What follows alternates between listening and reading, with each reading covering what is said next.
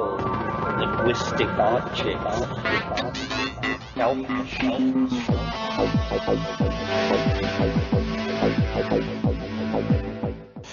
Greetings from Cyberdelic Space. This is Lorenzo, and I'm your host here in the Psychedelic Salon.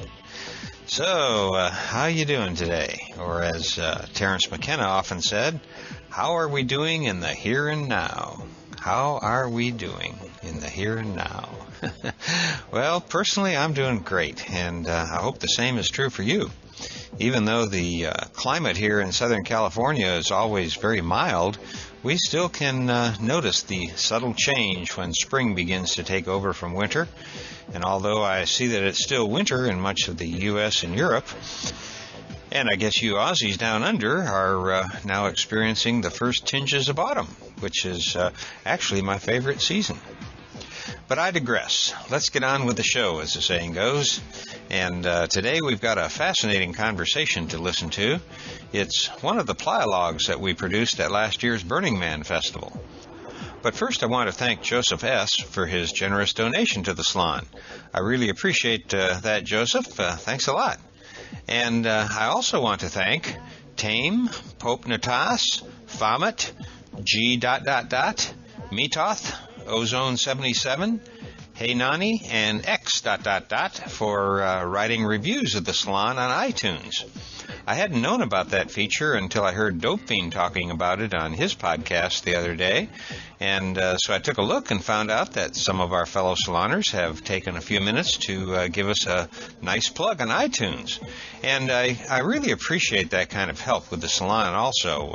It may not seem like much to write a couple of sentences on iTunes, but over time, all of your recommendations obviously will add up and maybe be of help somehow to get the attention of somebody out there at the end of the line who can maybe use a little Terence McKenna now and then. So thank you all, both donors of money and donors of time. I really appreciate you all helping us out. Now, as for today's podcast, so far I've podcast the 2007 playalogues by Bruce Damer, Seabrook Leaf, Eric Davis, and Alicia Danforth. And by the way, it's John Hanna who we have to thank for sending me the recordings of most of them. As you already know, for the fifth year in a row, we had a few slight difficulties getting our own recording equipment to work properly on the playa. But thanks to John, almost all of the original playalogues were recorded this year. And today we're going to hear the playalogue led by Daniel Pinchback on a hot Wednesday afternoon at the 2007 Burning Man Festival. Having grown up in a conservative, prudish Irish Catholic household in the 40s and 50s, I have to admit to being a bit uncomfortable at the topic my friend Daniel chose for his playalogue. As you already know, that title is A Playalogue About Sex and Social Control, Tantra and Liberation. And for me, most discussions about sex are like having that 800-pound gorilla in the room. But as I think you'll see, we actually wound up having a very wide-ranging discussion about some of the most basic issues of what it means to be human. It was really an interesting morphing of ideas across some topics that you wouldn't think would come up, considering the original topic of this playalogue, including some interesting observations about the Burning Man experience itself. So if you've ever wondered what it would be like to sit down and have a conversation with Daniel Pinchback, well, this is probably about what it would be like, even if it was just the two of you. Daniel is not only quite brilliant and one of the best read people I know, he is also very approachable, and he knows how to let his hair down and have a good time as well. So now why don't we just join him in the big yurt at the Pod Cluster at Black Rock City. Right now I'd like to introduce my friend Daniel Pinchback. Daniel has been a huge supporter of the Palenque Norte efforts here on La Playa. He started with us in the beginning, and he's been here every year, and he's really added a whole huge dimension to the Palenque Norte experience in the playalogue. Daniel and I first met in the real Palenque, and we seem to meet every year in the Burning Man Center Camp early in the morning when I'm getting up for my cup of coffee and Daniel's coming in from his night on the playa. So we cross paths here quite a bit. So please help me welcome Daniel Pinchback. Daniel?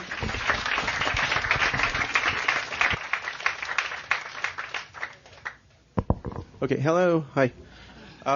So yeah, I'm really happy to have more of like a forum or discussion on this area because I definitely in no way feel like an expert and wouldn't pretend to be so. I mean, I sort of have my own questions that I keep asking and thinking through, and definitely like the Burning Man experience has been like a whole part of my own process for sort of thinking about the sort of sexuality, the evolution of consciousness, of relationships, love relationships, male-female relationships.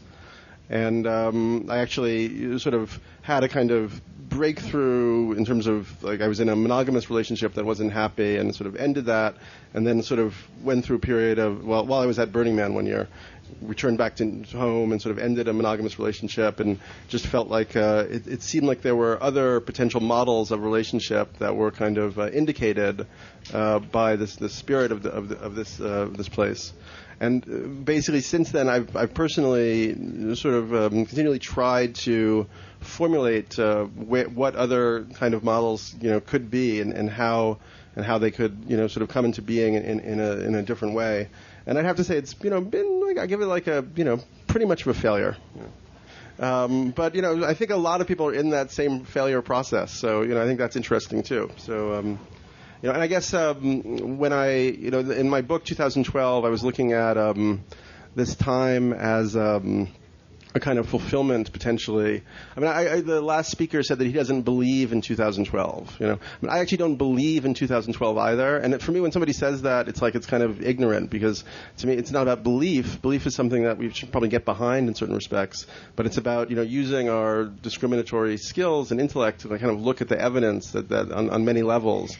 And I think if you spend the time to do that, and hopefully my last book helps people do that, I think there's a lot of evidence that suggests that we're in this kind of very critical sort of evolutionary window for the human species, and that's happening on a lot of levels. And all of the levels are interrelated. Let's say whether it's what's happening on the biospheric level, the ecological level, the technological level, and the psychic level. And I think one very crucial and critical piece of that is the potential for an evolution in gender relations and in how people think about sexual energy, work with sexual energy, use sexual energy. So I remember when I was here and I was going through this whole crisis, I really thought a lot about the Kali Yuga, which is, according to the Hindus, we're in the age of Kali, who's the kind of negative manifestation of Shakti. And Shakti is the deity that represents sexual energy, feminine energy, the energy that's in all manifestation. And her counterpart is Shiva, who represents kind of pure consciousness. So the idea in Hinduism is that the union of Shiva and Shakti kind of maintain the universe. And I guess it was this book on the demons of the flesh. It was on kind of like sex magic. It was kind of a dark book by this guy, by Nicholas and Xenia Schreck. But they talked about how that the Kali Yuga, we tend to see it as we're in this dominator patriarchal culture, and it's the male energy has the male force has kind of overtaken the feminine principle. And I think that's totally true on one level. But then on another level, it's this idea that there's this Kali energy that is the kind of negative aspect or manifestation of the Shakti energy current, which has also been we've lost our capacity to control it. So it's creating like negative repercussions and negative manifestations. And I really do feel that one of the sort of critical things that's happening at Burning Man is a kind of conscious and subconscious interrogation of gender and sexuality. So I'll keep yapping for a while, and if anybody wants to, has a burning comment to make, like raise their hand or go to the mic or whatever. Okay, so basically, so we're perhaps coming to the end of the Kali Yuga. And there could be a shift into, from the Hindus, it's a cycle. So it would go into a golden age, which would be, among other things, a rebalancing. And you really see this if you look at a lot of different cultural archetypes, whether it's alchemy. They talk about the integration of masculine and feminine to create like the divine hermaphrodite. or in the Judaism, Kabbalah, they talk about the return of the Shekinah, which is the feminine aspect of divinity, which is something that returns at the sort of the end of time. And so, and one thing about, like, there's kind of this westernized Tantra, and it's sort of an interesting corollary to the westernized shamanism, or the modernized version of shamanism. So, like, in a sense, like, shamanism encompasses a lot of practices, but I think the way we've come to think of it now in this culture is that the psychedelic experience is somehow at the core of shamanism. I mean, people do the drumming, and there's a lot of different practices, but somehow the psychedelic experience has become like the core of our understanding of shamanism, I think. And by the way, everything I'm saying here is just like my perspective, and other people may have different perspectives. But so I think with Tantra, there's a kind of Western Tantra. There are tantric practitioners who haven't gone through like Indian or Hindu training, who are sort of trying to work with sexual energy in a more sophisticated way. I mean, I would say most of them are women who end up doing a lot of work with men who have a very kind of low frequency in terms of their use of sexual energy, So in just in the way that Tantra in the East encompasses like a huge body of knowledge and practices, shamanism encompasses a huge body of practices. Somehow in our Western context, the sexual aspect seems to be the one that we've kind of focused on as the core. And I guess I would think that has to do, if the idea of Tantra is really moving towards non-dual awareness, right? So you kind of reach a point where you get past the subject-object distinction, the self and other distinction. That intimate relationship of sexuality is where we have a big imbalance, and also where there's that huge potential for attaining that kind of non-dual insight. So when I was sort of going through my own kind of freak out and breakdown around monogamy and sexuality in our culture, I began to read a lot about it and think a lot about it. And then there was that movie about Alfred Kinsey and the Kinsey Report. I thought that was a really interesting movie, and then I read some more about it. That basically, when they did these studies in the 1950s, they were very scandalous. They found that Kinsey, I guess he'd studied the gall moth first, and he discovered that this moth had like this infinite variety of behavior. And then he started studying human sexuality, and he discovered that human sexuality also had this almost infinite uniqueness, that there was an infinite variety of sexual behavior, and then I would say a large proportion of people who he was looking at in these surveys, had non-ordinary, non-monogamous sexual experiences, and had often hid those from their partners, So I think like what we have to consider is that if sexuality is this kind of infinite spectrum and everybody is like highly unique in their sexuality, then to just have a social construct of monogamy, is going to lead to a lot of anger and frustration and hostility. For some people, monogamy is probably their natural state. But I think that we really are going to need, if we want to sort of go forward as a species, really, we're really going to have to think about different models of relationship pattern and different ways of kind of making more conscious use of sexual energy, for purposes of like consciousness transformation, spiritual elevation. So I began to look at like other possible models. I mean, if you look at a lot of indigenous cultures, tribal cultures, there's a huge range of organizations of relationship patterns. So like I'm reading this book, Society Against the State, which so highly recommend this book by Pierre Klaus. But he talks about the Guayaki Indians in the Amazon, and they had a polyandry model. So the women would have 2 or 3 husbands. And that was partially just because there was a preponderance of women to men. But it worked, and they had a huge social cohesion, The Aboriginals had very different kind of models of sexual relating. In the Aboriginal culture, there was initiation for men and women, but men were really especially. It was sort of thought that women were kind of naturally initiated, by menstruation, by fertility, by pregnancy, by their kind of connection to the earth. But men had to really be culturally initiated. They had to go through a really long process. It could be a 5 to 10 year process of really difficult experiences, painful experiences, walkabouts.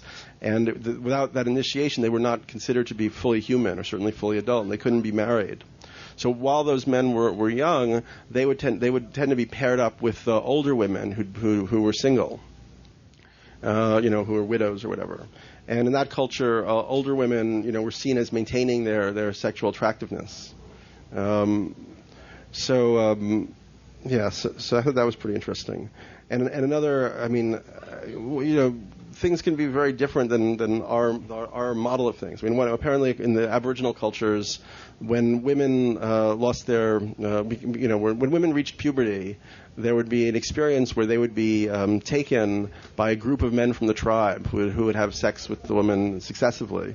And that was actually seen as a kind of something to be looked forward to and a kind of initiatory experience for the woman.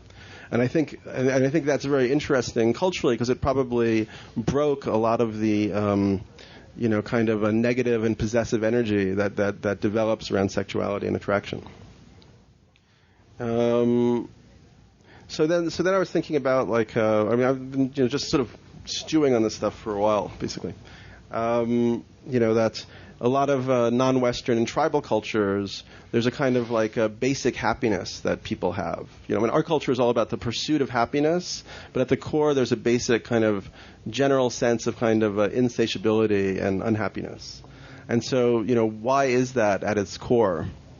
And in this book by Robert Lawler called Earth Honoring, he talks about how in tribal and indigenous cultures, when a baby is born, it basically is never separated from the mother's body for the first years of life. So there's always this kind of intimate touch connection. And in our culture, the first thing we do is we separate babies from the mother and put them in these nursing wards, right, where they don't even get nursed. So, Robert Lawler, it's called Earth Honoring. Yeah.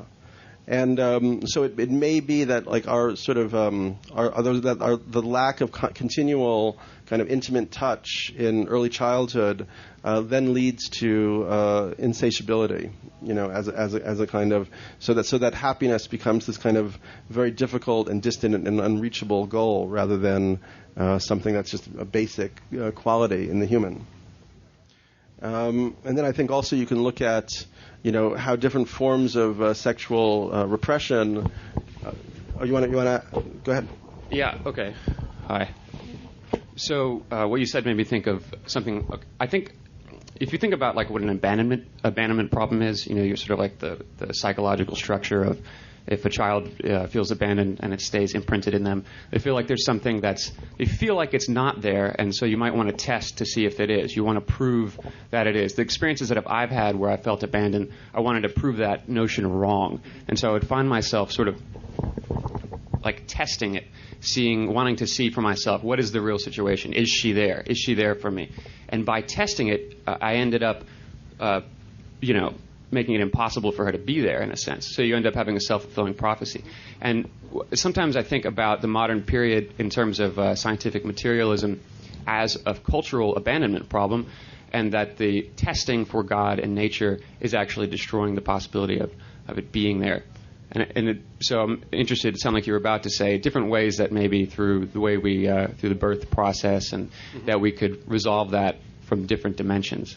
Yeah, the birth process is one aspect. I also think, having, as I said, the thought that I've managed to give this, I don't think that the nuclear family is the natural model or a good model for raising a child. I think actually the tribal community is the proper model.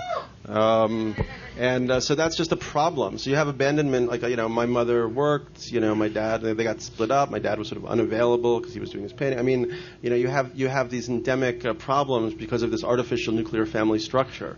And if you go to, tribal cultures, the kids are always around the adults. They have special, I was in West Africa with the Bwiti, and, different women would nurse the babies, So there was always that availability of contact and always this kind of trust scenario, So a lot of the problems we've created are created by this artificial nuclear family structure, which developed out of our whole civilizational shtick, our agriculture and industry, and how we then compartmentalized families in these little buildings and apartments. Then we have this kind of monogamy family structure is now kind of instituted in our laws, in our tax codes, in our architecture.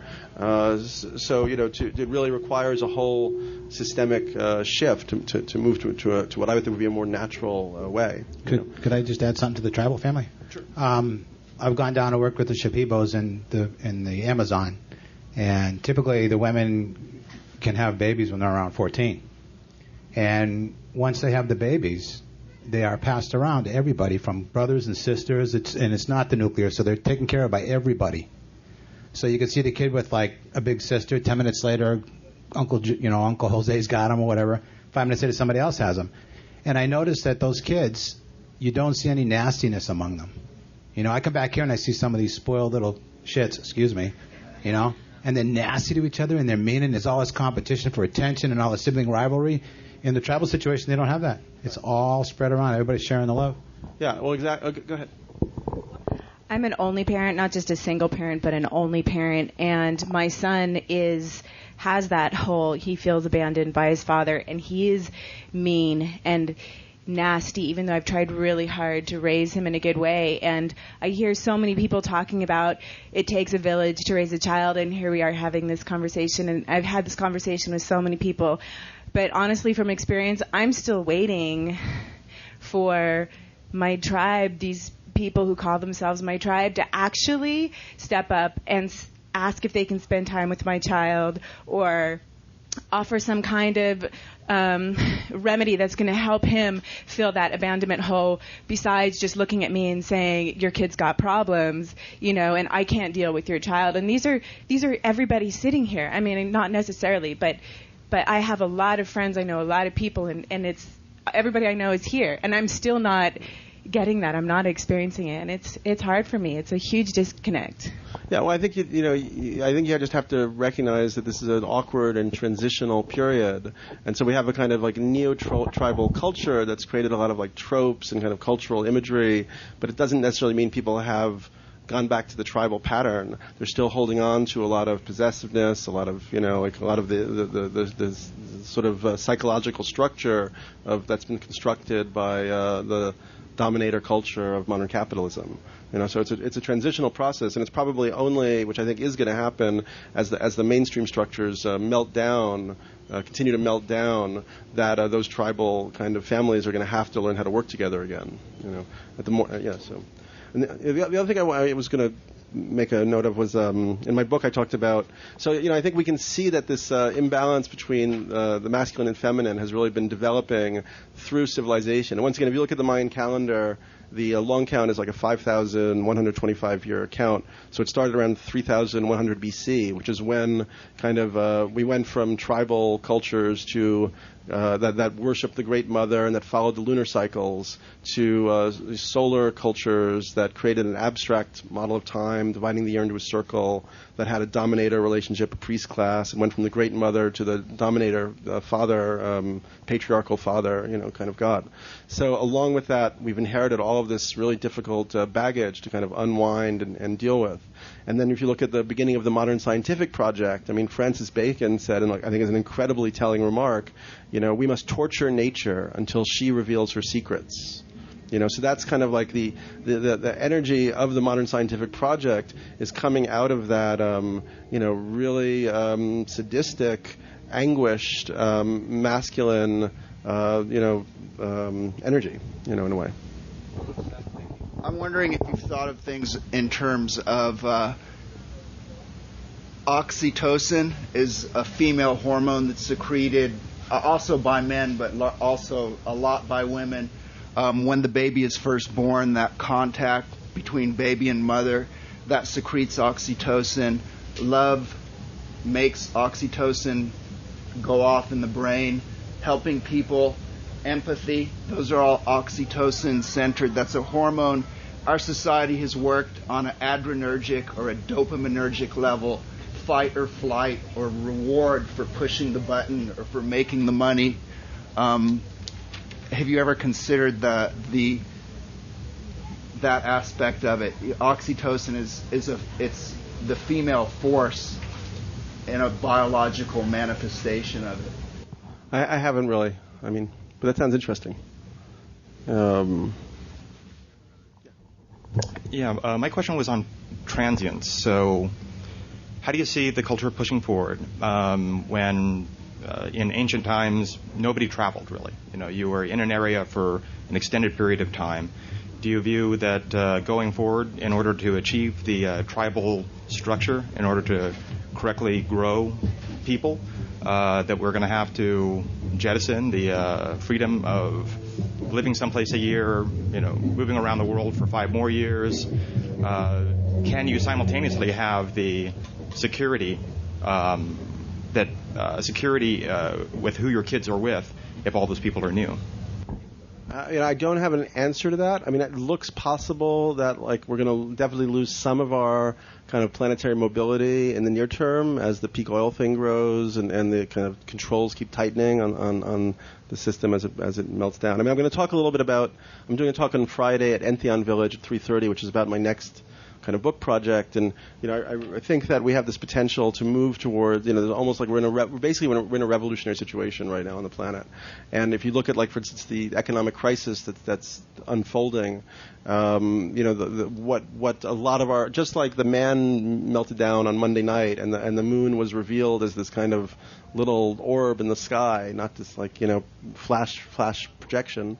A lot of our structures are being unveiled and revealed to us right now, and they're also in the process of kind of melting down and reconfiguring. So I think it's a very critical time. So I don't know what's going to be configured out of it, but I think there's a potential that is very positive. That we could create a kind of planetary direct democracy using the internet. It feels like something is pushing in that direction. And there are theorists who kind of support that project. Hold on a second, Daniel. Mm-hmm. Okay, this isn't so much a question, but just agreement. And there's 2 things that you mentioned. We're talking about the idea of going back to tribal models because they don't seem to have certain flaws that we're experiencing now during our cultural epoch. But you mentioned before the problems with your friends not actually fulfilling what they could be doing and just talking about it. And it seems that there is something constituted in the self, the individuated self. And you talked about transience and the sort of technology and transportation. I think that these are the challenges that we have to deal with in retrieving the tribal models. We have to work with them. I don't know that's why there is no answer, but we have to find that answer. Because we are individuated for a reason. It gives us a certain freedom. Mm-hmm. And so it becomes up to the individual to let go of their projections and their insecurities in order to deal with these earlier models, because it's not the same as it would have been for the people in the tribal cultures. This is a totally different self that we have now. And so it's a new challenge, I think. Yeah. And I think one question is really is there such a thing as a fixed human nature? And if there isn't a fixed human nature, which I think is quite possible, then we can kind of reconfigure relationship patterns and relationship models in almost any way, any way that works best for the largest number of people. I mean, and one term that I've begun to prefer to polyamory is the idea of transparent relating. So I think that the only way that you can actually to go outside of the monogamy construct, or what is often the false monogamy construct, or the kind of 2 or 3 year monogamous relationship to the next monogamous relationship, would require a very deep transparency and a willingness to not. I think there's a boundary between confessional honesty and truth. Confessional honesty is too much. It's kind of dull almost. And just sort of it's also kind of just almost like inflicting suffering on another person. But if you can find a way to communicate that is transparent and truthful, I think that's the best you can do. What do people? Are there people here who've had tantric experiences or have a particular sense of what tantra means to them, especially in the sexual arena? Did you want to say something or no? To me, it means it's not about orgasm. It's about love and the experience, and not about climax, but about maintaining level and working towards that. That's what tantra means to me. But it's kind of an amorphous thing. What does shamanism mean? You'll ask 50 people, you'll get 50 different answers. But that's what that's. So you're thinking more on a technical level. It's about the practice of for the masculine. It's restraining orgasm and sort of using. Not fixating on orgasm. Not fixating on orgasm.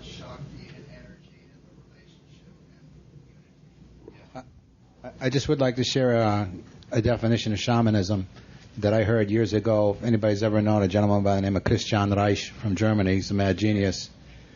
And Christian said that they asked all these shamans all around the world for the most succinct definition of shamanism they could find. And the one that came out on top was unconditional love. I think that there's a real problem with how we think about shamanism, because if you look at indigenous cultures, we've now we're looking for New Age heroes, right? So we've taken the shaman, we made the shaman into a New Age hero, and shamans in indigenous cultures are ambivalent figures. They're boundary figures. They're often on the outskirts of town. Their hut is turned away, or their teepee is turned away from the other village, members of the village. There's a lot of fear attached to traditional shamanism. To me, that's just like a whitewash, like a kind of invented, modernist reinvention of what shamanism is. I mean, shamans are people who work with dark, energies and light spiritual energies for purposes of transformation, for healing, to bring information to the tribal group. So, I would not say unconditional love is enough of a definition. Well, that's just what he had said, but they do serve, regardless of their working. And sometimes they kill, sometimes they hurt. I mean, sometimes they use sorcery to shoot magic darts at each other. That's true in Amazonian shamanism. Yeah. Which is, our kind of construct of shamanism is, it's a Siberian word, but I would say that the Amazonian shamanism is like the purest form that we think about. Well, for me, shamanism is the basis of all religion, back to prehistoric times. So, I'm grateful for the playalogue model, that idea of keeping an open conversation, and I've been really inspired by what's been going on. There seems to be a need for co-creative journey, an acknowledgement of a co-creation, which this camp is a model of that, and a lot of the emergence is what that is. And I think that's what keeps happening, that we look to the past and we're trying to say, this is what we want, or we want to all be shamans, or we want to all practice tantra, or whatever it is. And there's a way to integrate that in, and so I think what you're serving with is bringing, a cohesion. But it isn't the answer of saying this is it from the past and bringing it in now. It's a way of bringing those things through. So, and also just as a model of understanding Tantra, for me, it has to do with, kind of like what you said, is a way of building plateaus rather than climaxing. So the idea is building the energy. That's on the masculine side. I mean, the feminine side is actually supposed to be like a deepening and lengthening of orgasm. Just on as I understand the technical. Well, you're speaking about technical, and I'm not actually. Yeah, that's what I mean. So I'm speaking about metaphorically or culturally, that we create on a basis of plateau rather than climax. And at Burning Man, you could see it both ways because different people are running the energy in different ways. So I sort of started to have a little bit of a breakthrough around that, around climax focus and plateau focus. But I know what you're talking about, the feminine too. So thank you for creating this forum, and please, everyone, jump in. Yeah, especially, I don't know, have any women even spoken? I'm all embarrassed. They're like, I'm just yapping about this stuff. Nobody wants to talk to me. It's so sad. For me, my tantric experiences have been a mutual conscious connection in samadhi. Okay, cool.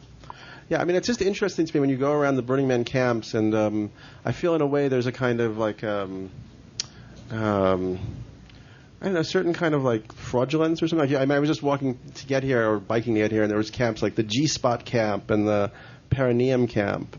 But when you go to the camps, it's like the same old, here's your alcoholic beverage, and there's some loud pounding disco music. So I feel there's like this, that the camps are projecting this concept of some like deep exploration of uncomfortable, sexuality depths. But then it really doesn't take place. Maybe it takes place somewhere here, and I just haven't found those camps. I don't know, or I haven't really looked. I wonder what other people feel about Burning Man in relationship to their own kind of relationship patterns and concepts of sexuality and so on. You? I would say, actually, it's interesting that you just mentioned that, because I have a great partner, and we've been exploring Tantra, and I do think it's really about also like loving with all the feelings that are there, and loving with whatever comes up, instead of just like being sexy. And we were talking a lot before coming out to the burn of like, how do we make the burn an extension of what we're already doing, instead of this sort of departure from it or just party or, because there is that, like, there's this intense intention to come out here and have conscious opening experiences, and then there's this sort of like, have a beer, and I always struggle between those two, because part of you wants to just kind of let go and open and go on the ride, and another part is like, we've all come together, these incredible conscious thinkers and planners and visionaries, and so let's stay somewhat lucid to create that instead of like running into each other on bikes drunk, so I think there's sort of that struggle between the two, and it is a transitional time, as you said, so it's not easy necessarily. And I feel there's like a change. How many people here have been coming to Burning Man for like 5 years or more? I mean, do people feel that there's some kind of like change in the gender dynamics? It feels like it's gotten softened a little bit somehow, or it's evolved a little bit. Anybody want to speak to that? I changed. Maybe that's what happened to me too. How did you change? You want to take the mic, or give him some mic? Go ahead, Locke. Go ahead. Yeah, you want to? I've noticed that Burning Man has become a softer, more open, more conscious model. And I think it's developmental, in my view. Liberation is more of a continuum. So I would describe Tantra for me as more about liberation, and that just goes across the board. So here, for some people, liberation is having a camp that's called the G-Spot and sitting there with a beer. And for other people, it's coming together with your pod of people and having the most outrageous interactions and conversations and raising the energy. So. Yeah. So what is liberation? Well, that's a continuum. It's just opening to more openings, I think. I think that like somebody said to me recently, like freedom or liberation without discipline is just license. So I feel there's something to that. Actually, then one of the things that led me to start this whole thing was Morgan Brent, who's a really interesting ethnobotanist and so on. He was talking about how the whole concept of sex, drugs, and rock and roll is like it's a kind of a social mechanism to kind of take our natural vitalizing instincts and impulses and kind of distort and degrade them. So and he suggests that the natural evolution would be from drugs to, plant teachers, from rock and roll to, music that people create in their own communities, devotional music, and from sex to tantra. So bringing a much, using sex as rather than getting off, getting in, like using it to go deeper into consciousness, Yeah, I agree with that. Developmental process. Developmental process, yeah. So I had commented earlier on, the Burning Man experience changing for me, and I think that in large part, Burning Man is sort of whatever you bring to it or whatever you make of it, at least for me. And, I know that I've gone the entire transition from, getting ready to party real hard tonight, which what I would have done 6 years ago or something like that, to attending this lecture and getting up at sunrise and eating healthy and just really focusing in a very lucid and sober way on exactly what it is that I want to accomplish here and the kind of people that I want to meet and sort of what I want to do. And that sort of evolves into what Tantra is for me, which is just sort of that recognition of our separation from unity into this duality, and bringing that back together in a very physical, material kind of way. So.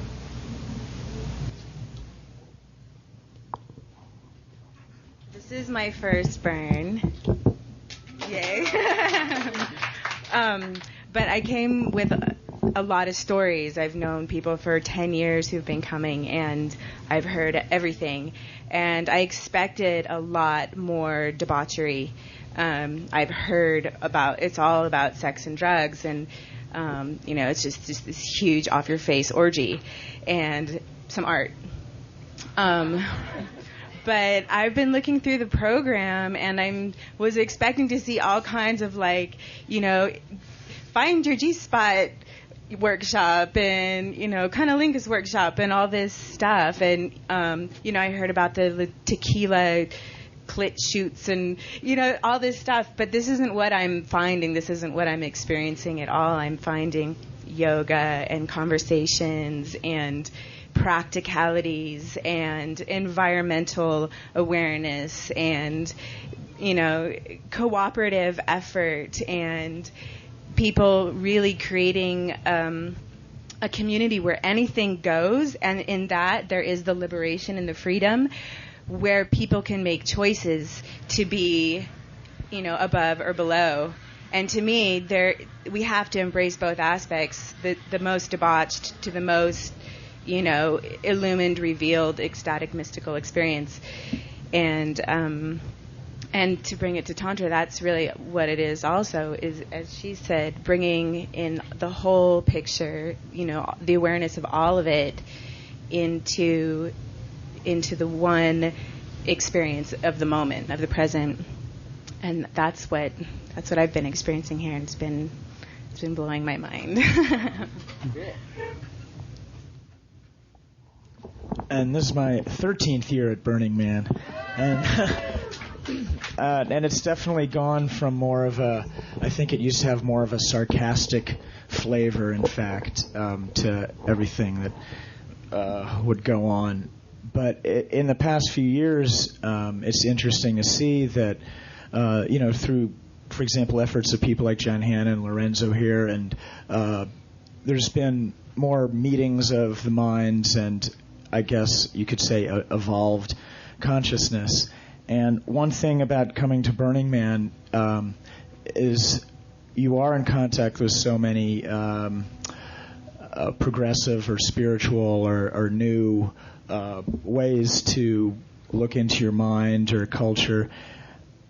When you come here, and there is so much, I was thinking maybe it's time for a new type of Burning Man festival, because as people are saying, if you want to have some kind of circle ritual that you're doing with some people, it's kind of hard to do that when there's a truck with a 30,000-ton sound system crisscrossing the path all the time. So maybe it's getting to be time for a kind of a Burning Man environment where it's more about a gentler path for people. So that's. Yeah, there are lots of other festivals too going on. Uh-huh. Yeah, I'm sort of interested. I know Burning Man is fascinating, but for me, my greater interest is always, as with the psychedelic experience, how do you take the visions or illuminations back into mainstream culture and transform the larger society or your own community or your own life. Let me see. I was gonna. There's a Wilhelm Reich quote. How many people here have read Wilhelm Reich? Some of his stuff. It's pretty cool. I think they have one of his devices in the energy pavilion under the man that nobody quite knows what it does, but maybe it does something. But he had a quote, sexually awakened women, affirmed and recognized as such, would mean the complete collapse of the patriarchy. Now, I actually don't think that's true, and I did think it was true, but then I had it up I was talking about it on my discussion board, and somebody said, no, it's not sexually awakened or emancipated, it's sexually and spiritually awakened. I think there has been, in our culture, a huge sexual awakening, but it doesn't necessarily lead to a higher social state. But I do feel that in the situation that we're in right now, that it's sort of up. The men have kind of a role of kind of opening a space for a fuller expression of female sexuality. Does that resonate with people at all? What's that? Not only sexuality, yeah, creativity also. Another way I look at the situation that we're in right now is that, or it keeps changing a little bit, but especially a year or so ago, I was thinking about this a lot. That it seems like men, their primary blockage is their second chakra, like sexuality. Because of these dysfunctional patterns that that we've created, and it's also really hard for us to imagine what it would be like to be in a culture that had a positive vision of sexuality from top to bottom, where it wasn't like this, as Lenny Bruce talked about, why was the word fuck a curse? It should be like, oh, it's great, you want to fuck. But anyway. I had a comment. Shoot. What was my comment before that? Male responsibility. Male second chakra, and I think women have fifth chakra issues, communication, because all the systems have been set up by this patriarchal system. So a lot of women are looking for their full creative expression, and it's still blocked because the artistic system or the literary system are kind of expressions of some kind of masculine structure, So it seems like a lot of the women I know who are part of these communities, it's like their creative activity almost like falls like to the side or outside of the kind of structures that are in place, for people to like get acknowledgement and have careers and so on. Okay, this is exactly what I wanted to hopefully get maybe an answer from or some discussion on, like, coming here. 'Cause I remember now. Okay, so as a man, I can experimenting with these non-monogamous relationships. I know what the problems have been, and I know what efforts I've done to deal with that. And what I'm curious about, I would love a woman's perspective on this, on what is the woman's role in terms of opening up this space? Because concretely, this is what I've experienced. I dealt with, you have possession issues, and ultimately, when they manifest through images of sexuality oftentimes, but really I think it's about intimacy, which is space, and trust. It's a connection between people. So I found that I've gotten to the point where I have no problem with sexual situations, I really take seriously Rilke's notion of you have to stand guard over the solitude of another, even in a relationship. So, instead of pulling them and pushing them, just let them be. And I've gotten to the point, I feel, where I can actually do that. But the one thing I can't do is, despite all that, if she comes to me and she's afraid that what she did or didn't do is going to hurt me, then her fear, it becomes a lie somehow. And that breaches the intimacy. And one thing I can't take is that when it's not truthful.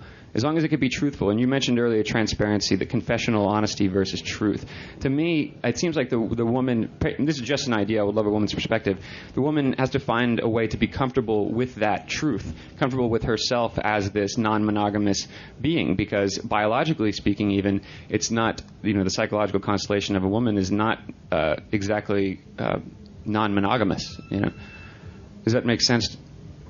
What's the woman's challenge? What do you say? What you find in studies of like animal species and humans and human sexuality is that women do cheat. They're just much better at it than men. They don't get caught. Whereas men blunder, and get caught. Women tend to do it effectively, So, but is that good enough? No, it's not good enough, No, but more specifically, they do it there's a specific biologically. During the menstruation, there can be a tendency to be monogamous in a relationship with a guy that will take care of the child, but then to cheat on him and lie about it with a guy who's an alpha male, because the alpha male genes will generate more alpha males. So in terms of evolutionary psychology, that's the understanding from a sociobiological perspective. And to me, if that's the way the female psyche is constituted from a biological perspective, then that means that what would be overcome would have to be that tendency to cheat and then lie about it. Well, I think also, once again, like I said, the Gayaki Indians had polyandry as a model. So obviously, other civilizations have constructed other models. And I think a lot of it in tribal cultures is that there's a basis of trust between the women. Like basically in tribal cultures, the women are like together. They're gathering, taking care of the kids. The men are going out on these initiatory walkabouts and and hunting and so on. So that the women can have this strong base of trust. And I feel like if you look at like the modern culture, I'm in New York, or, Sex and the City, there's a kind of undercutting, nastiness to the tone around a lot of female to female relationships. And if there's going to be an evolution in practice in terms of relationships, women have to address that. Just as men have to address their dominator mentality and their kind of all of the negative aspects of the patriarchy. There's shadow elements that women have to address that are just as profound. I was just I'm struck by the fact that I don't necessarily think monogamy is natural. Like I think naturally, yes, we all want to I mean, you're always like, ooh, oh, look at that. But I do think there's something profound about monogamy for what it requires of two people to kind of go on that path and be with those crushes as they come up, or all that noise, and potentially a non-traditional monogamous model as well. But do you believe in that? Like, there is a value to that? Or are you saying sort of there's all different kinds of models? I think that for some people there's a value to that. I don't know, like what the percentage is. We could ask the room. How many people feel that a monogamous relationship is their preferred model of relationship? And how many people don't? Okay. My guess is, as social conditioning was to be stripped away, Sure. that proportion that we just saw would change, and more people would be on the non-monogamous model. If it was something that was inscribed in the culture, because now we have all of these cultural artifacts have been bombarding us with on so many levels, and the social constructs. It's like, we don't really know what we are. Right. We just don't know what we are. And sometimes we don't even know how to figure that out. Well, and there was, I took a class in college called The Biology of Human Sex, and it looked at gay and lesbian relationships as a way of looking at the gender's biological drive. So with a male gender, the drive is to spread seed, because that's biologically advantageous, whereas with women, with a 10-month gestation period, it doesn't matter how many people they sleep with, they need a protector. So women, if you look at lesbian relationships, tend to kind of close in together, and gay males tend to sort of be more, in general. Yeah, I'm personally cautious about taking anything too quickly from biology and saying this sets what is actually going to be like the construct for humanity going forward, because I feel like the nature of consciousness is to overcome even biological conditioning, to create something that is better, and that to me is a work in progress. Absolutely, yeah. So I'm one who raised my hand for monogamous. I prefer a monogamous relationship because I've gone through it all. I've tried out so many different kinds of relationships just to try it on. It was a monogamous relationship that made me think, what am I doing? Why am I doing this? This is ridiculous. This isn't how we're meant to be as humans. And so I opened up to years of exploration and checking things out and trying things out, and coming full circle back to understanding, for me, I value a monogamous relationship with, of course, freedom. It's not like I own that person and that person owns me. I'm still autonomous. He's still autonomous. We can make whatever choices we want to make, but we value our intimacy together without bringing in or taking out a lot of different energies. It's just keeping it kind of like between us. And I've come to that through experience, through trying it out and seeing how all these different ways of being felt for me. And then it was a polyamorous relationship with a man who cheated and lied. It can come back to biology, as our friend shared, because I was like, you do your thing, you're free. I don't have anything to say about it. And I felt it. You're with somebody. No, I'm not. And then it comes out, and then I'm like, well, what's the point? There's people, whether you're monogamous or polyamorous, it really comes down to respect and trust and appreciation and value and what's real in the connection. Yeah, I think that's like the hard work that has to be done is to reach that level of truthfulness, or truthiness, as Colbert would say. And most people are just not there yet. They're not evolved to the point where they can, because you have to. If you're going to be truthful, you're going to get shit. You're going to sacrifice. Some people are not going to want to be with you in that thing. You're going to desire somebody. You're going to tell them the truth, and they're going to be like, I don't want to deal with that. But I think if enough people can stand their ground and be courageous about who they are, then the whole thing starts to shift in frequency. I could be wrong. I have a question about this, and it might be kind of difficult for me to articulate this because this is a very confusing topic, but I'm going to try. 2 points. One being, I think I've seen the documentary about that Amazonian tribe, and I believe that the documentary, maybe being Western influenced, sort of focused in on one male who refused to participate in the polyamorous activities. And they said that, number one, I think it was because he was jealous, so jealousy might be an issue, and that's probably something that we should talk about. But two, that he became the tribe shaman. And so I was sort of wondering, going back to what you were saying earlier about the distinction between Tantra and shamanism, like, I don't know, what I guess for me personally, it's sort of difficult to negotiate the idea of sexuality vis-a-vis having some sort of spiritual experience, and wondering if the two aren't diametrically opposed somehow or mutually exclusive. So I was just wondering if, as artists and writers, you might be able to talk about that. Yeah, I mean, I think also there's a lot of stuff there which other people can answer too, but some of the most transcendent experiences that I've had have been sexual, and some of them involve sexuality and psychedelics, I also don't like the word spiritual so much anymore, because I feel like and I heard it in the last guy's talk, it creates this artificial dualism between spiritual and material. And actually, if you think about indigenous cultures, Alan Watts pointed out that they were actually much more materialist than Western culture. We think of ourselves as being materialist, but actually what our culture does is we impose kind of abstract grids over reality, like models, and then we make buildings in rows or in streets, whereas the indigenous cultures were super attentive to this plant, that rock, that river, so in actuality they were more deeply material, and the spiritual and the material could not be separated or cut apart in that kind of thing. So I think that so I think there's a lot of problems. As soon as we talk about spirituality, we've we've alienated ourselves from something in a way. Jealousy is obviously a huge thing here, and so one question is pain a bad thing?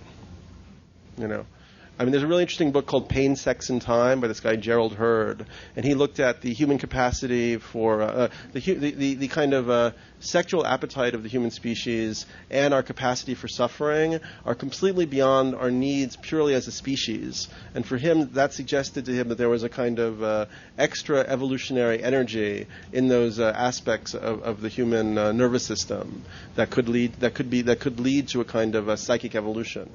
For instance, potentially on a very high level, working through jealousy and finding non-attachment from jealousy could be a very profound. I'm going to use the word spiritual. Could be a very profound consciousness experience to make that shift. And it's not going to be an easy thing to do. It's a very deeply ingrained aspect of our psyche. To sort of bring Tantra and non-monogamy together a little bit. I'm very new to tantric practice. One of the things to me that it seems like it's a powerful way to sort of for souls to come together and make love, as opposed to just an ego-based kind of two individuals. It's like somehow you're getting kind of beyond that self, and it's embodying masculine energy, feminine energy, kind of in a more general sphere.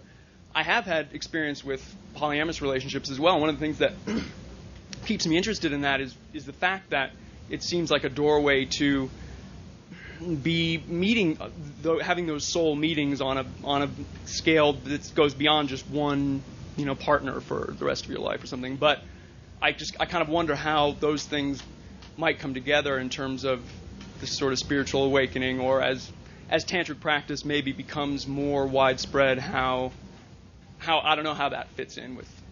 One aspect of traditional tantra, apparently in the East, is that somebody's tantric partner would not be their main relationship partner. It wasn't seen possible. It wasn't seen as possible generally for those two types of relationships to be with the same person. I also got interested once again in that Robert Lawler book. Earth Honoring, which is about kind of a new model for male sexuality. He talks about that, and so it's from the male, it's about male sexuality, but he talks about there's, in his perspective, kind of a natural rhythm in masculine sexuality, so that in your 20s, you desire that romantic relationship, but then when you get older, maybe you desire what he talks about as more like a ritualized sexual experiences. Which in other cultures, traditional cultures, would be satisfied through temple priestesses and so on. So we don't have that. So that leads men to leave their wives. They're in search of this thing. They don't even know what it is. And it's not just another relationship. It's actually a kind of sacralized experience of sexuality in a kind of ritual context. I thought it was interesting. Okay, so what I'm feeling a thread around consciousness within that, and conscious behavior, and then the relationship of conscious behavior with honesty, and then so consciousness in relation to being honest with others, but also consciousness and being honest with self. So, and that in the model of creating at the level of community. So in a way, to create a foundation for that type of evolution, you need partners or allies that are pretty close to you in that way. So I think that might be part of the reason that we're still figuring out how to create, what would be a new expression of that. So part of where, in a sense, what I see working or effective about holding to a monogamy in a tantric practice is the aspect of working with someone and creating a sacred, safe space to work in where you're cultivating an awareness of each other and a knowledge of each other on that journey. And that's an aspect of evolution and self-evolution, because we didn't start out in a culture where it already existed. So as we're creating something that, in a sense, generationally, it might evolve, but at this point, I feel like we're creating it right now. So in that sense of radical honesty and radical behavior, radical expression, that feels like this is the field for that creation. And it's non-dual. I think the aspect of becoming non-dual is a paradoxical hinge point where we are not separate from each other, and then we're experiencing that separateness, or we're not separate from all that is, in that sense. So. I just briefly wanted to share a little fantasy that I have. I came to the Burning Man community shortly after a brief marriage to a man ended, and it was a period of great self-exploration and expansion, and I was a bit taken aback when I came into this community because I found I was being sexually approached by women more than men, and it precipitated some real deep self-doubts. I'm strongly identified as a heterosexual monogamous woman, but I really felt as if I was not interesting enough for this community. I was not open-minded enough. I didn't have a healthy curiosity, but eventually, maybe one of the gifts of middle age was accepting, no, I really am a heterosexual monogamous woman, and that's fine. And addressing what we were talking about earlier, in the 4 years I've been a part of this community, I seem to sense more of a free to be you and me kind of My mother atmosphere. edited that book, actually. Right on.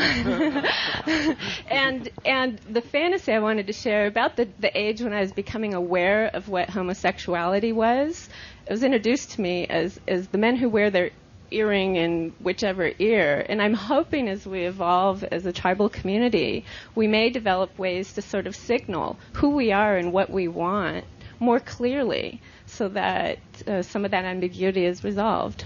And you can just be who you are, and maybe others who share similar preferences will be more recognizable to you. So. Hi, I'm very grateful that you're here and you're answering these things, but I have a question. When I come out to Burning Man, I bring with me certain things, and I'm looking for a journey. And my particular journey is to continue to grow with enlightenment and spirituality. Absorb it in me. There was a little conversation earlier. You've asked many good questions, and one of them was, talked about bringing alcohol out here. And I think, one of the things I'm interested in doing is to, at night, have a good time, light myself up, dance, and, have a few sips on a cocktail or something like that.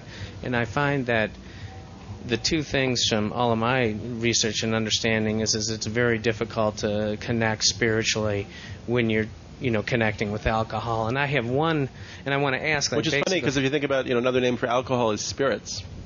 Right, and it kind of, and in a sense, it can take you certain places, of course. But one thing that I found, and I wanted to say to you, is that even if you are going to have that beer or something else like that, the absorb it like all food that you take on the playa or wherever else, and it's a blessing. It's like eating a peach when it's warm. It's a gift. Well, and also the tantric path is you don't avoid anything. You take it all, and the idea is to use the sensory realm to go through it, and so that it doesn't even sort of haunt you anymore, and there's this occultist Julius Evola he's kind of weird a little bit. He's an Italian baron, kind of associated with fascism a little bit, but he's still pretty interesting and a little nasty. But he talks about, he has a book on Tantra and sexuality. He talks about how, for his perspective, the purpose of Tantra is not to kind of empower or intensify human nature. It's actually to cauterize it, so that you can actually go beyond human nature. Thank you. Thanks, Daniel, for answering these questions and for everyone for having this conversation. My question is related to the idea of evolution, which I guess I'm taking it as a metaphor in your writing, because essentially the way that I see it is that evolution in the natural world is an almost purely random and unplanned phenomenon where there's a changing environment, and then a sort of random sequence of mutations, and then selection. What I think you're talking about doing is much more about us consciously planning where we want to go, and so with that said, I'm curious why the word seems to appeal to you, or why you use that word. It's interesting. Yeah, well, I guess some of the theorists that I used in 2012 use it, like Rudolf Steiner and Teilhard de Chardin. Basically, that there's Arguelles, that we've had this physical evolution to a certain point, and now that the evolution has moved from the physical to the psychic realm. And so that's where evolution is now taking place, and where it was the biosphere, it's now the noosphere. So that we're evolving on another level, which is this psychic consciousness level. Has that happened before? Can we look at historical precedents for such a thing? Or that was the point in the book that was most difficult. The movement of physical evolution seems to be one of, I guess, punctuated equilibrium. Like there's development sort of reaches a certain level, kind of plateau, and then there's this jump into a much higher level of complexity and higher level of consciousness and awareness. So Noam Chomsky talked about how you can't see that a kind of linear progression from animal communication to human speech. It was like this whole new system suddenly appeared in the brain, so it had to have been like a sort of leapfrog, And it seems to me that my hypothesis when I look at where we're at as a species is that we're on the verge of another such quantum leap into a different order, which may even involve a different mental structure, different physical structures in the brain. Who knows? It's who knows how that happens. It may be that genetics and consciousness are more linked, than we know at this point. And I'm sorry to hog the mic in this way, but another question that occurred to me from reading the book was this something that you imagined happening in a few people and then spreading, or happening to a larger number of people more suddenly? It seems like a big difference between those two things. Well, I really like this idea of morphogenetic fields, morphic resonance, the Rupert Sheldrake ideas. So Rupert Sheldrake talks about how we have this idea that the laws of the universe are laws, they're immutable and permanent. But actually that concept of physical laws was developed, in the 17th century by science, based on their Christian conditioning, that there was this immutable God in heaven who knew everything, right? So Sheldrake posits rather than laws, there might be more like habits, or patterns. So a crystal forms for the first time, that creates a new morphogenetic field for crystals forming. And then it becomes more and more commonplace when those that sort of combination appears, crystals form. And then he talks about how that could also be true for thought forms, often you'll see there's a same scientific breakthrough will happen, almost simultaneously in a few places on the planet. It's like that morphogenetic field has just opened for new possibility. And so that might be, if we're in this area where there's increasing novelty, increasing creativity, it may be that new habitual patterns are being formed, like new kind of psychic fields of possibility, which could then become really widespread really quickly. Democracy was an idea that occurred to somebody, or a couple people. Then they figured out how to transmit it, and then it became, a huge phenomenon. We have time for maybe 3 or 4 more comments and all. We're going a little over, which is great. I do have to get the sound crew out in time so they can get ready for tonight, and I'm part of the sound crew. But, yeah, we have time for 3 or 4 more. I want everybody to have a chance to talk that hasn't had a chance yet.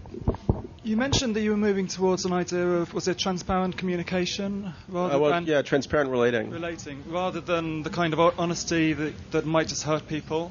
Say that again? Rather than, I thought you said the kind of honesty that might just hurt people. Mm-hmm. And I was just wondering if you could expand on that. Like, what is the difference? When is honesty not honesty? I guess. And what's good honesty and what's bad honesty? Well, I was talking about transparent relating compared to monogamy or polyamory or any gami or ori or whatever. That might just be, it's just like giving another way of thinking about it. I can't.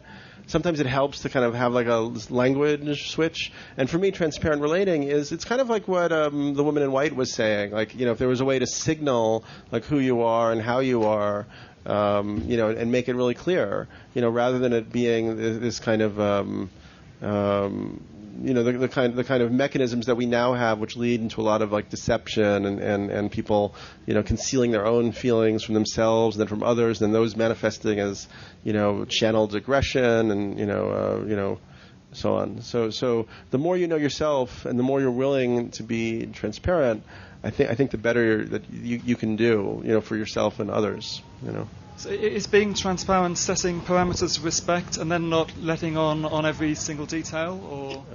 Being transparent is, as much as possible, being willing to just be where you are, about sexuality or relationships, as we're discussing. For a while I was experimenting in New York disastrously. Like whenever I went on a date with somebody, I'd be like, look, I think you're awesome. I'd love to hang out. I just really don't think that I'm monogamous, at least right now. And almost every time, like the door would slam shut at that point, because New York still has that kind of rigid kind of attitude around sexuality. And I'm still glad that I did that. I mean, I ultimately kind of began to moderate a little bit, but in a way, like, yeah, just like that, just like be exactly who you are, and you'll find eventually you'll have to find people who are part of your tribe on that level, or you'll just be alone and you'll get used to that.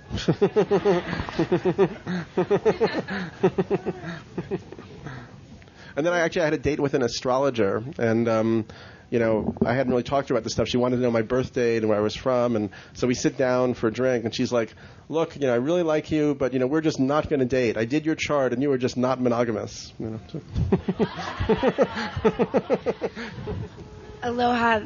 This is my first burn, and I'm so humbled and thankful for all of you being you.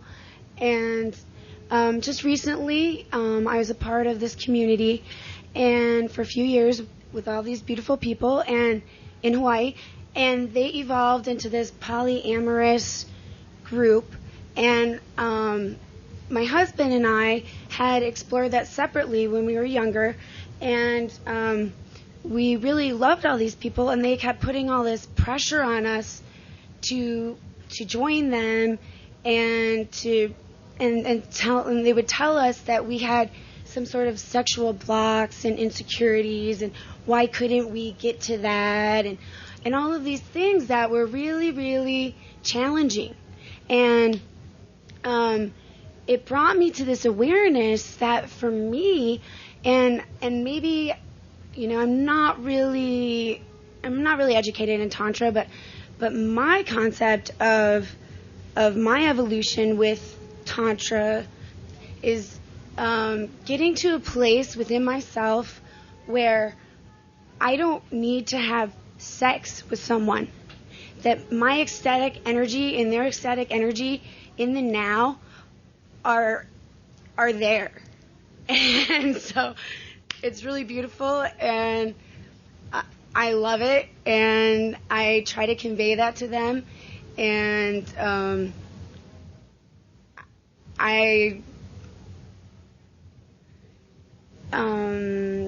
okay, that's fine. Yeah. What? That's fine. Yeah, no. I don't think anybody would disagree. Like, But I guess I'm just a little confused about Tantra and this evolution of Tantra, and is that like a concept that's a current like paradigm, or is this just my reality?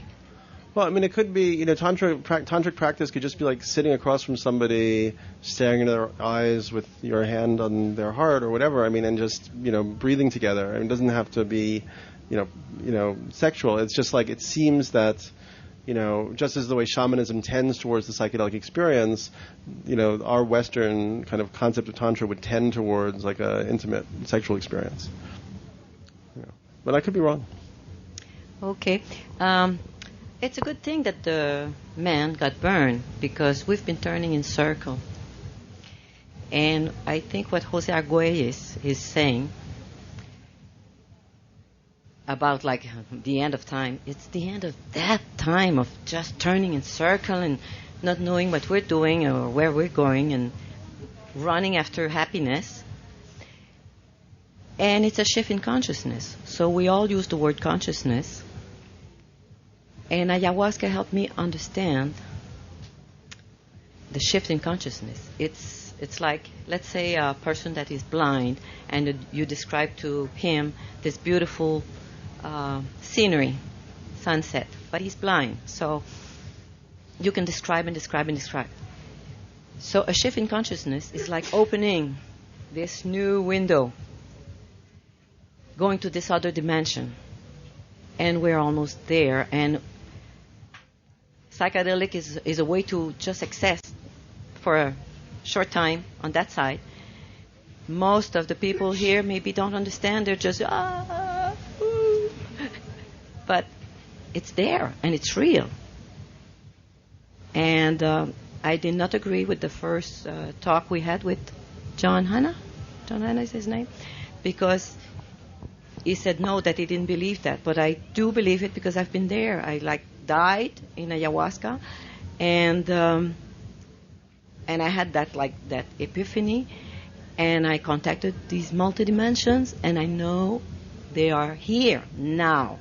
It's just a shift in consciousness. So consciousness is like if I tell you, think about a lemon, then you can see the yellow color and the flavor and the smell and all that, and your consciousness is there at that moment because you're thinking about a lemon. But if you can shift your consciousness to another dimension, then you can be there also. You have the power to do it. So that's what I wanted to say.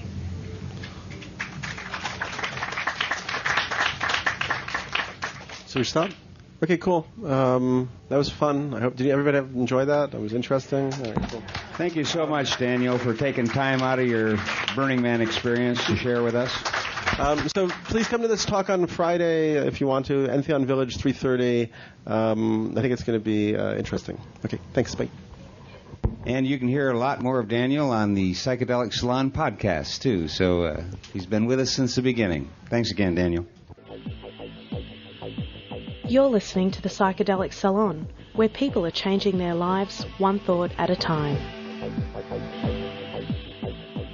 And that lovely voice you just heard was none other than the famous Black Beauty, or BB as her friends call her. And you can catch her monthly podcast from BB's Bungalow at the end of each month on the Cannabis Podcast Network over at dopefiend.co.uk. And while I'm thinking of it, if you want to meet some people like the ones who participated in the playalogues, you can do just that and probably a lot more at the upcoming Dope Stock Gathering in Amsterdam.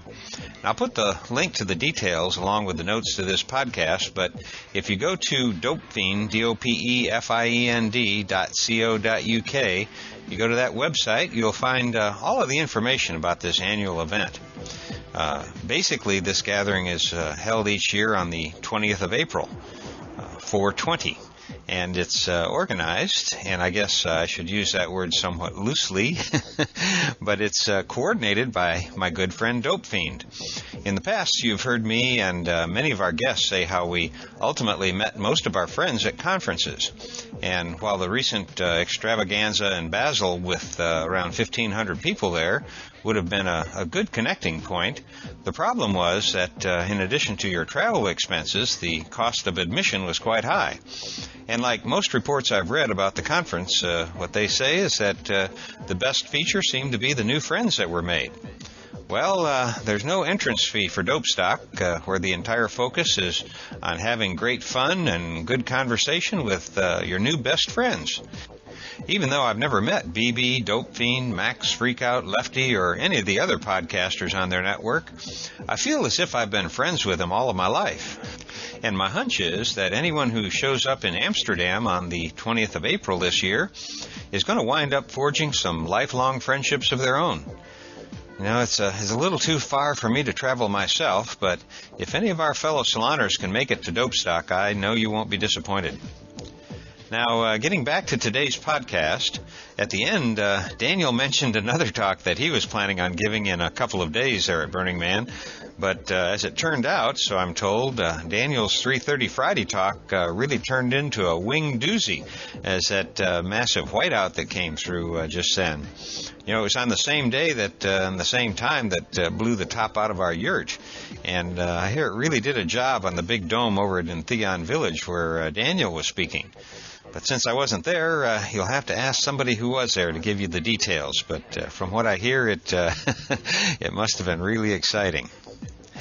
So now do you see what I mean about a wide-ranging discussion? Considering that this discussion was billed as a playalogue about sex and social control, tantra and liberation, and it began with Daniel saying, and I quote, "I think there is a lot of evidence that suggests we're in this kind of very critical sort of evolutionary window for the human species." And then an hour later, we ended more or less with a testimonial to the spiritual power of ayahuasca. And, of course, there was also a lot of frank discussion about human sexual relations.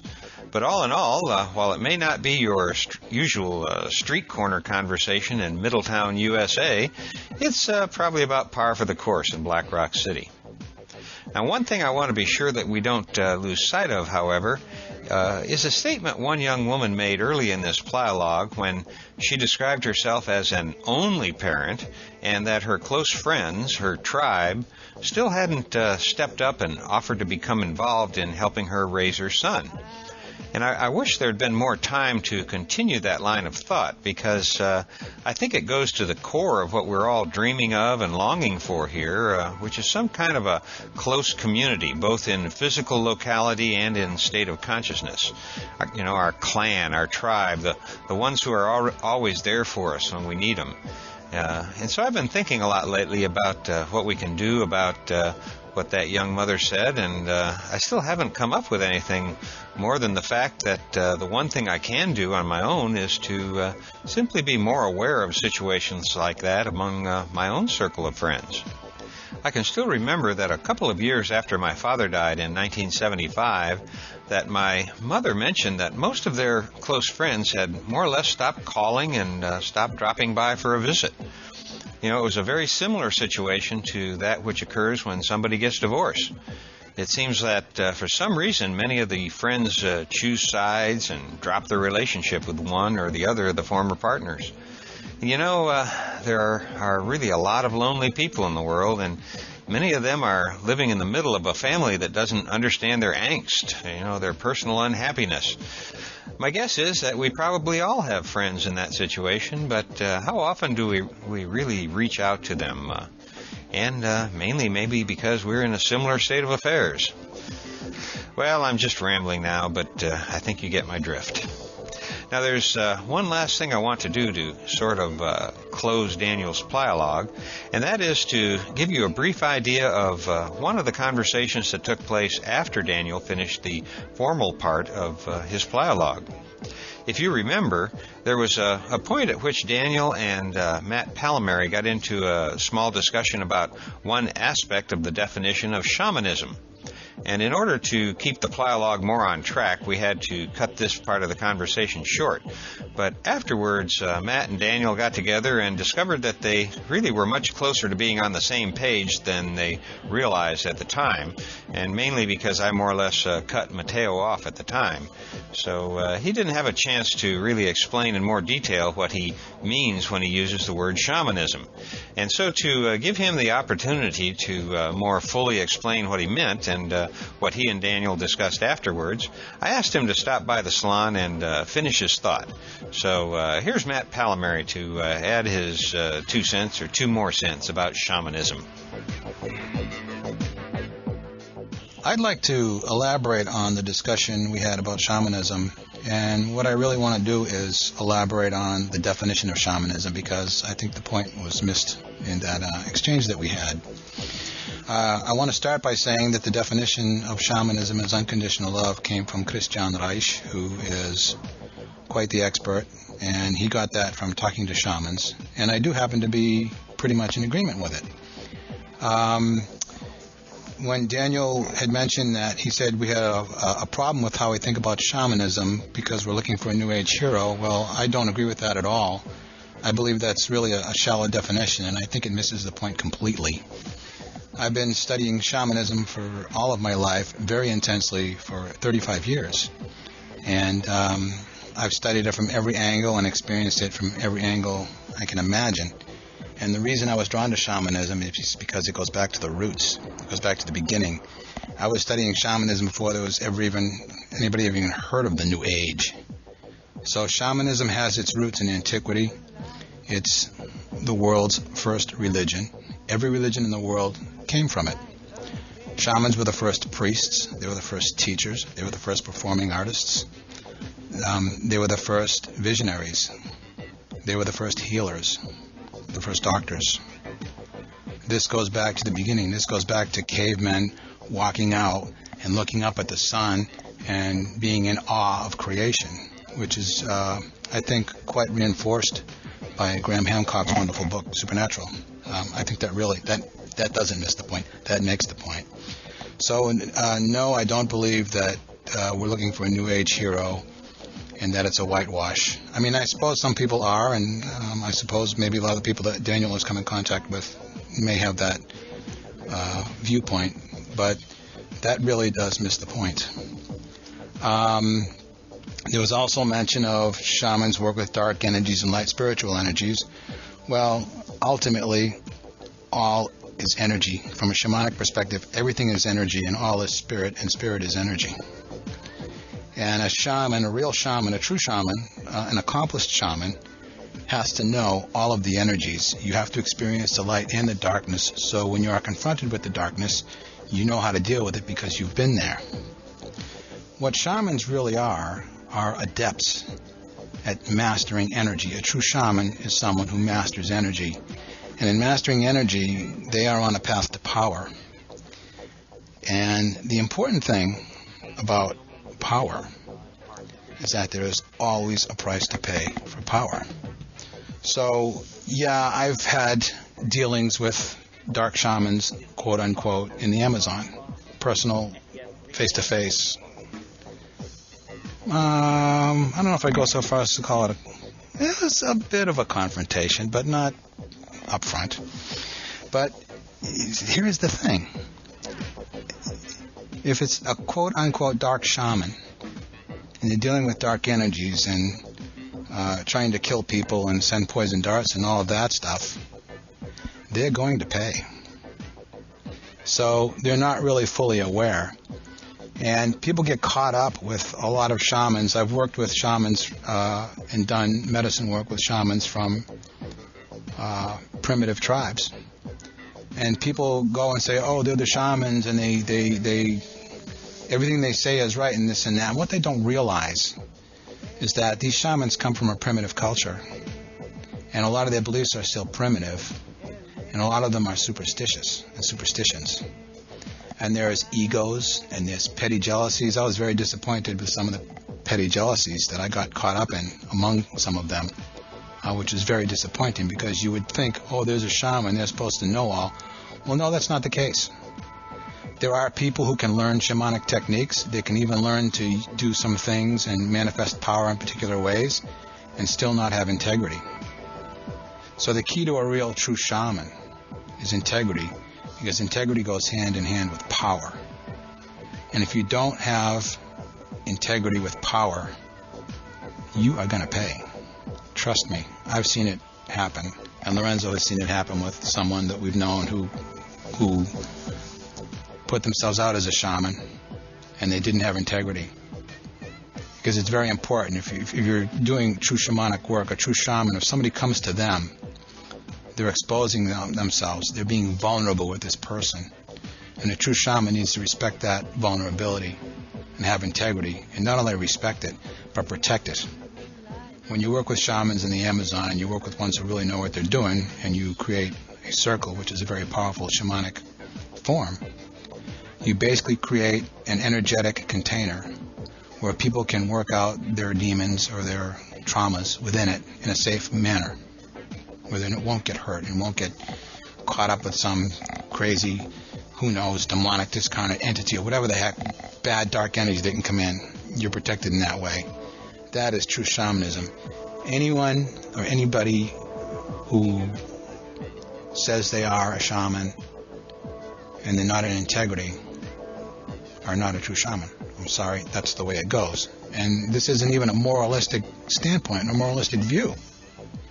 It has to do with power and integrity. If you're going to handle power, if you're going to have the responsibility of handling the tremendous power that is at our disposal as human beings in becoming cosmic citizens, we better have our shit together, because it will destroy us. It'll take us to places you don't even want to begin to think about. In fact, they're unimaginably dark places. So you have to have the integrity to be responsibility, to handle the responsibility of the power, because we're all becoming creators if we're becoming into awareness. And if you're going to be a creator, you have to be prepared to take responsibility for what you create, which is what most people try to avoid. So there was another comment about Amazonian shamanism being the purest form of shamanism. And I would have to disagree with that also, because shamanism really is truly universal.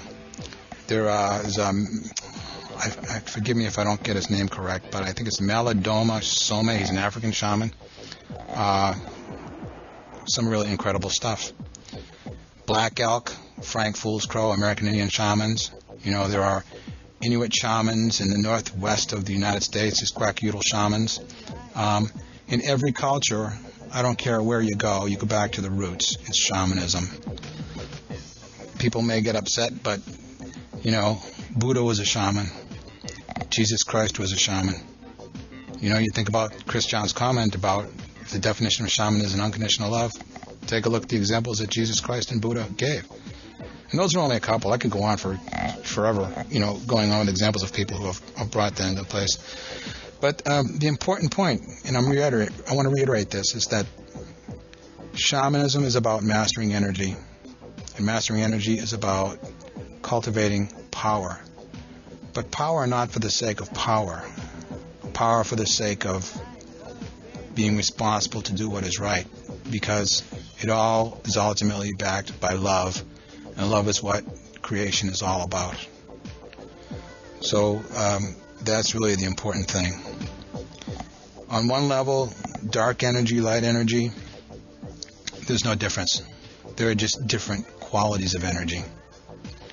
I know many people who are on the path and they only want light experiences, and I don't want to go to the dark, and then they run away. Well, they're missing the point, because you cannot have any light without the darkness. And the darkness and the light are complementary. And I won't even go so far as to say there are two poles. They're just two ends of a spectrum that goes on infinitely.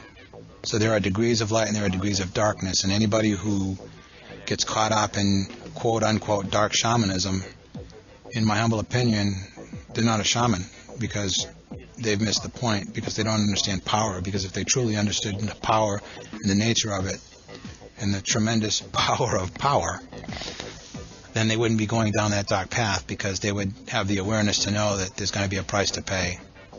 And it's a cliche, but there will be hell to pay. Literally. I've seen it. And I've been close enough to it and been through enough dark places myself to know of what I speak.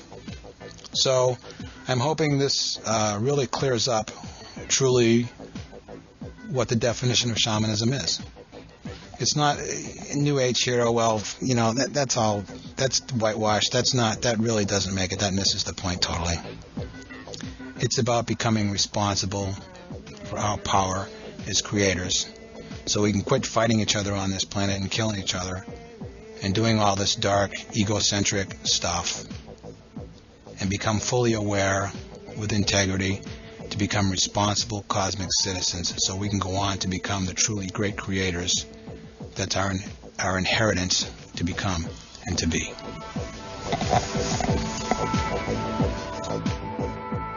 And so now I hope that that's cleared up a little. Mainly I wanted to kind of tie up our thoughts about shamanism, particularly after we listened to Terence McKenna's take on it in podcast 132. But my guess is that this isn't the last we'll hear about the subject here in the salon. Now, let me get to a couple of messages from fellow saloners. The first message I want to comment on is from longtime saloner Rob, who says, briefly, after the Brazil experience, I have at last seemed to have found a network of people in the UK who are like-minded, organized, and conducting ayahuasca ceremonies here and overseas. My second meeting with them will be at Glastonbury. The circle grows, the medicine is powerful, and the synchronicities intensify. Your good friend Matt Palomary's advice and knowledge is part of our prep. You and your family will be in my thoughts. Thank you so much. Love and healing, Rob. Well, thanks for that, Rob. And since my family includes all of our fellow saloners here, I guess you're going to have quite a large group of us spirits along with you on your next journey. And I'm sure that a great time will be had by us all. There was also this message from Felix, who said, Lorenzo, I was wondering about Dr. Grove's study. Is there any way we could just start a fund and have you donate it all at once? Anyway, maybe I'm being naive and not quite understanding the situation. It was an interesting format for this podcast, too, with that little bit of Terence at the beginning. I do not agree with him, but I still find it amusing when he so bluntly dismisses yoga. Yeah, Terence did get a bit dismissive about yoga in that last talk of his, but on other occasions I've heard him give a much more positive view about it. And if you ever want to hear a psychedelic elder talk about the importance of a good yoga practice, then take another listen to my friend Nick Sand's talk from the 2001 Mind States Conference. You can hear that talk in podcast number 37. Reflections on Imprisonment and Liberation as Aspects of Consciousness. I really can't think of a more psychedelic person than Nick, and I also don't know anyone more dedicated to yoga. So your point's really well taken, Felix. And as for your suggestion of taking up small donations for Dr. Grove, while it's really a great thought, I've been told that the record keeping required by all of the various bodies that think they need to regulate these things would soak up most of the funds. But I'm sure that many of our fellow saloners would love to send a few dollars to Dr. Grove's study. However, right now that just isn't practical, I'm afraid. But thanks for the thought. One more email message I want to mention comes from Max, who was one of the generous donors I mentioned in the last podcast. Here's what he had to say. You know, I was only 2 months into discovering the salon and podcasting when I actually met you last fall at the CPAC conference in San Diego. I was the guy with the iPhone with your picture on it. Yeah, I remember you really well, Max. In fact, your iPhone was the first one I ever actually got to hold, and it it really blew me away that right there on it was a picture that I used for these podcasts. For a little minute there, I had sort of a psychedelic experience of my own, and on the natch, as Terence says. Max goes on, one more thing. Now that I've finished most of the show's archives, I have a better answer for something you asked. Back then, you asked me if there was too much McKenna on the show. So the obvious answer to that is there's no such thing as too much McKenna. At the same time, I'd cast my vote for more of the unusual, obscure speakers once in a while. Example, an early show with Zoe 7. I knew a little bit of his work and sometimes wondered how weird he might be in real life, so hearing him talk was quite amazing. The first talk Leary gave was great, too. Hope this helps. Thanks again. Kind regards, Max. Yes, it helps a lot, Max, and your comment is actually one of the things that prompted me to play today's playalogue in order to add some more voices to the mix, even though some of them are anonymous. And I agree with you about not getting too much of Terence McKenna. I'm still amazed at myself for how much I still look forward to hearing one of his talks, even those I've heard before. And I don't think it's because he died so young. Even when he was alive and still on the speaking circuit, people would travel hundreds of miles just to hear him. He truly was a bard. Well, I guess that's about it for today. And as always, I want to close by saying that this and all of the podcasts from the Psychedelic Salon are protected under the Creative Commons Attribution Non-Commercial Share-alike 3.0 license. And if you have any questions about that, just click the Creative Commons link at the bottom of the Psychedelic Salon webpage at psychedelicsalon.org, which is also where you'll find the program notes for these podcasts. Oh, and one last thing. I'm going to try to get next week's podcast out by this coming Sunday morning because I'll be leaving on a little trip for the first part of the week. My wife and I are going to visit Bruce Damer and his wife, Galen Brandt, and do a little brainstorming about some possible ways that maybe we can one day bring some of these playalogues to a neighborhood near you. So stay connected for more information about that in future podcasts. But if I don't make it out with a program by next Sunday, in the next few days at least, don't worry if I'm a bit late next week. I may not get these programs out on the same day each week, like my more professional podcast friends KMO and the gang over at dopefiend.co.uk, but I am committed to getting at least one out for every week of the year, and maybe even a few more for good measure if things go as planned. Well, enough of my chatter for today. For now, this is Lorenzo signing off from Cyberdelic Space. Be well, my friends.